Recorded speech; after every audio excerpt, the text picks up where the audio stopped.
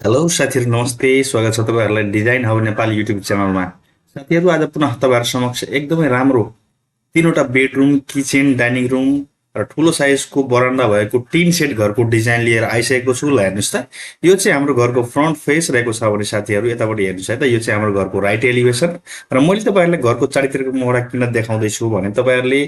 कुन कुन मोहडामा ओपनिङ के कति प्रोभाइड गरेको छौँ त्यो विचार गर्नुहोस् है त, त्यही हिसाबले हामीले सेटब्याक पनि छोड्नु पर्ने हुन्छ है त। ल हेर्नुहोस् त, यो चाहिँ हाम्रो घरको लेफ्ट एलिभेसन रहेको छ भने यो चाहिँ हाम्रो घरको ब्याक एलिभेसन रहेको छ।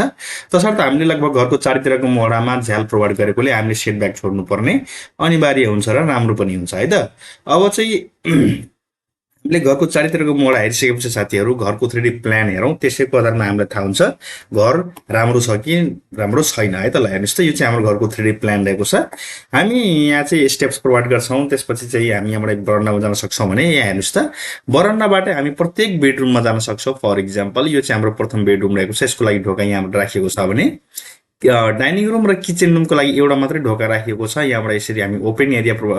ओपन डोर राख्छौँ ताकि यहाँबाट चाहिँ हामी खाना सर्भ गर्न सजिलो हुन्छ। र यतापट्टि हेर्नुहोस् त, यो चाहिँ हाम्रो लहरै दुईवटा बेडरुम रहेको छ है त। अर्थात् मैले सुरुमै भनेअनुसारले जम्मा तीनवटा बेडरुम, एउटा किचन, एउटा डाइनिङ रहेको छ र बरन्डामा हाम्रो यहाँ टोयलेट बाथरुम पनि रहेको छ भने एल सेपमा ठुलो बरन्डा रहेको छ है त। ल यो चाहिँ हाम्रो घरको लेआउट थियो साथीहरू। र अब चाहिँ यसमा हामीले वल थिकनेसको कुरा गर्नु पर्यो भने ल हेर्नुहोस् त, हामीले बाहिरी वल जति सबै 10 इन्च थिकनेसको राखेर भित्री पार्टिसन वलहरू मात्रै 5 इन्च थिकनेसको प्रोभाइड गर्छौँ यसमा। र हामीले यो घर बनाउँदा मेटेरियल के कस्तो प्रयोग गर्छौँ त्यो सोच्दै हुनुहुन्छ भने साथीहरू, मैले तपाईँहरूले यो कुरो किन निकालेको भने धेरै जस्तो भिडियोहरूमा साथीहरूले कमेन्ट गर्नुहुन्छ कि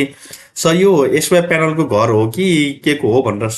कमेन्ट गर्नुहुन्छ होइन। ल हेर्नुहोस् त, यो घर चाहिँ हाम्रो एसवाई प्यानलको होइन साथीहरू, यो घर चाहिँ हाम्रो इँटाको गाह्रो लगाइदिए बनाइएको छ होइन। र माथिबाट यसमा हामी जस्ता पाताको छानो, टिनको छानो प्रोभाइड गर्छौँ है त। यो चाहिँ हाम्रो मेटेरियल रहेको छ, के कस्तो प्रयोग गर्छौँ भनेर। अब चाहिँ साथीहरू हामीले यो घर बनाउँदा यसको डाइमेन्सन जान्नुपर्ने पनि हामीले एकदम जरुरी हुन्छ। हामीले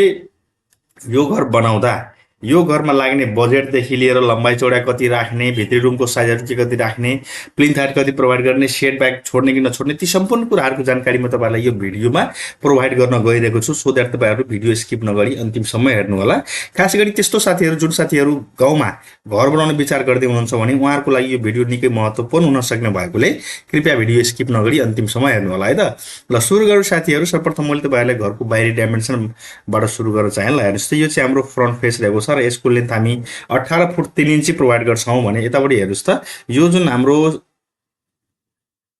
बरन्डा पोर्सन रहेको छ यसको लेन्थ हामी कति प्रोभाइड गर्छौँ भने 18 फुट। र यसरी लम्बाइ यतापट्टिको हेर्नुहोस् त, यहाँ चाहिँ हामी कति प्रोभाइड गर्छौँ भने ल हेर्नुहोस् त, ल हेर्नुहोस् है त, यहाँसम्मको हेरौँ, त्यसपछि त्यसको हामी छुट्टै हेरौँ। ल हेर्नुहोस् त, 10 फुट 11 इन्च अर्थात् 11 फुट भनौँ, 11 फुट हाम्रो यो लेन्थ रहेको छ। र यसरी टोयलेट बाथरुम समेत गरेर हाम्रो यतापट्टिको लेन्थ कति हुन जान्छ भने 5 फुट 10 इन्च हाम्रो टोयलेट बाथरुमको बाहिरी डाइमेन्सन रहेको छ। ल यो चाहिँ हाम्रो घरको फ्रन्टपट्टिको डाइमेन्सन थियो। र अब चाहिँ हामीले एकैछिन लेफ्टपट्टिको डाइमेन्सनको कुरा गर्नु पर्यो भने साथीहरू ल हेर्नुहोस् त, यो चाहिँ हाम्रो लेफ्ट एलिभेसन रहेको छ र यसको साइज हामी 19 फुट प्रोभाइड गर्छौँ, जसमा टोयलेट बाथरुम पनि इन्क्लुड गरिएको छ भने यो चाहिँ हाम्रो ब्याक एलिभेसन रहेको छ। र ब्याक एलिभेसनको डाइमेन्सन हामी कति प्रोभाइड गर्छौँ त्यो हेरौँ है त। यो चाहिँ हामी 35 फुट प्रोभाइड गर्छौँ साथीहरू घरको ब्याक एलिभेसन। र त्यसपछि हामी अझै हेरौँ एउटा राइट एलिभेसन, त्यसपछि चाहिँ हामी घरको भित्री डाइमेन्सनको बारेमा पनि छलफल गर्नेछौँ। ल हेर्नुहोस् त, यो चाहिँ हाम्रो घरको राइट एलिभेसन रहेको छ। र यसरी हामीले घरको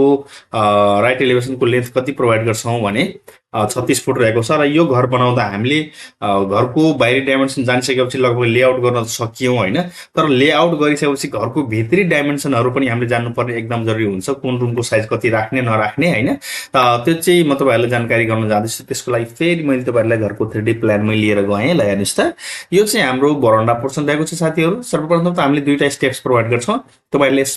स्टेप्सको यसरी चौडाइ कति राख्न सक्नुहुन्छ भने ल हेर्नुहोस् त, 1 फुट रहेको छ होइन, तपाईँहरूले यसरी राख्नु होला। मैले राइजर चाहिँ यहाँ कति प्रोभाइड गरेको छु त 6 इन्ची है त। अर्थात् हाम्रो प्लिन्थ हाइटको कुरा गर्नु पर्यो भने प्लिन्थ हाइट यसमा हाम्रो जम्मा 1.5 फुट प्रोभाइड गरिएको छ। तपाईँहरूले पनि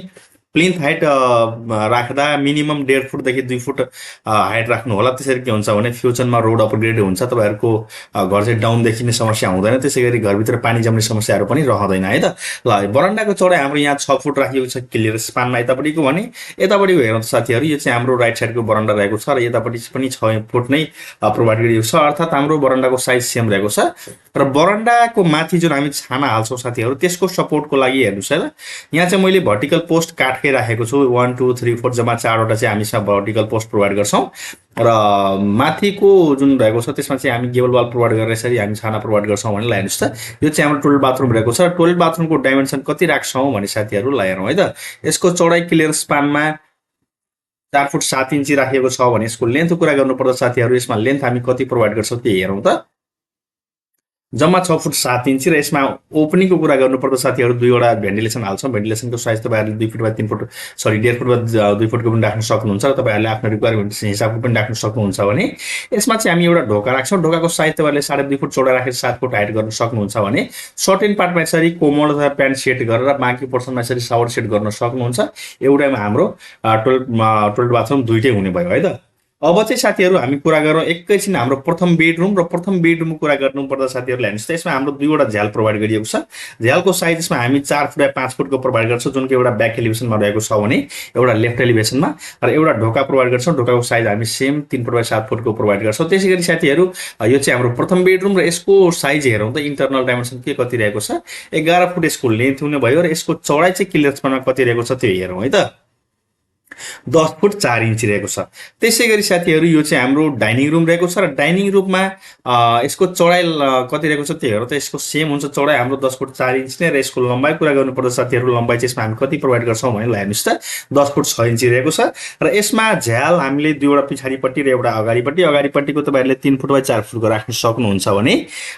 पछाडीपट्टिको तपाईहरुले 2 फुट बाइ 4 फुटको राख्न सक्नुहुन्छ अथवा तपाईहरुले रिक्वायरमेन्ट हिसाबले अलिकति कम बेसी पनि गर्न मिल्यो यो चाहिँ हाम्रो एउटा ढोका रहेको छ ढोकाको साइज हामी 3 फुट बाइ 7 फुटको प्रोभाइड गर्छौं र यहाँ हेर्नुस् त किचन र डाइनिङको लागि एउटा मात्रै मेन ढोका रहेकोले तपाईहरुले यहाँ चाहिँ ओपन राख्नु पर्ने हुन्छ हैन यहाँबाट हामी खाना सर्भ गर्ने काम पनि गर्न सक्छौं भने हेर्नुस् त यो चाहिँ हाम्रो किचन रुम र किचन रुममा जम्मा दुईवटा झ्याल प्रोभाइड गर्छ एउटा राइट साइडमा एउटा ब्याक एलिभेसनमा राख्छौं भने त्यसको साइज हामी 4 फुट बाइ 5 फुटको प्रोभाइड गर्छौं है त बाँकी कुरा आउँछ यसको भित्री डाइमेन्सनको त हेर्नुस् त 11 फुट यसको लेन्थ राखिएको छ र यसको चौडाइ क्लियरन्समा कुरा गर्नुपर्दा साथीहरु चौडाइ चाहिँ यसमा हामी 10 फुट 7 इन्चको प्रोभाइड गर्छौं अब चाहिँ हामी कुरा गरौँ साथीहरु हाम्रो यो घरको दोस्रो बेडरुम र दोस्रो बेडरुममा हामी ओपनिङ के कति प्रोभाइड गर्छौं भने हेर्नुस् त दुईवटा झ्याल एउटा हाम्रो बरान्डापट्टि रहेको छ भने एउटा राइट साइडमा रहेको छ राइट एलिभेसनमा जुन रहेको छ त्यसको साइज हामी 4 फुट 5 फुटको प्रोभाइड गर्छौं भने बरान्डापट्टिको झ्याललाई हामी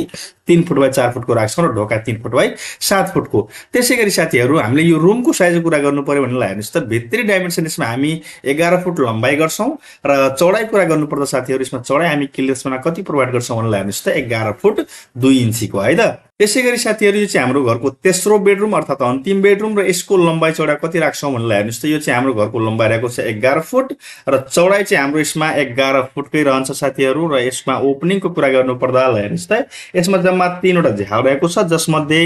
बरान्डापट्टिको र फ्रन्टपट्टिको 3 फुट बाइ 4 फुटको प्रोभाइड गर्छ यो र यो झ्याल हैन र त्यसैगरी राइट एलिभेसनमा जुन झ्याल रहेको छ त्यो चाहिँ हामी 4 फुट बाइ 5 फुटको प्रोभाइड गर्न सक्छौं भने हेर्नुस् त एउटा ढोकाको साइज हामी 3 फुट बाइ 7 फुटको प्रोभाइड गर्छौं है त ल यो चाहिँ हाम्रो घरको डाइमेन्सन डिटेल थियो साथीहरु र यसरी हामीले मैले तपाईलाई घरको बाहिरी डाइमेन्सन पनि सुनाए र घरको भित्री डाइमेन्सन पनि सुनाए है त र यसरी हामीले डाइमेन्सन राखेर घर बनाउँदा यो घरले टोटल प्लिन्थ एरिया कति ओभर छ भने साथीहरु जम्मा 1018 है त 1018 स्क्वायर फुटमा यो घर सम्पन्न हुन्छ हाम्रो घर बन्छ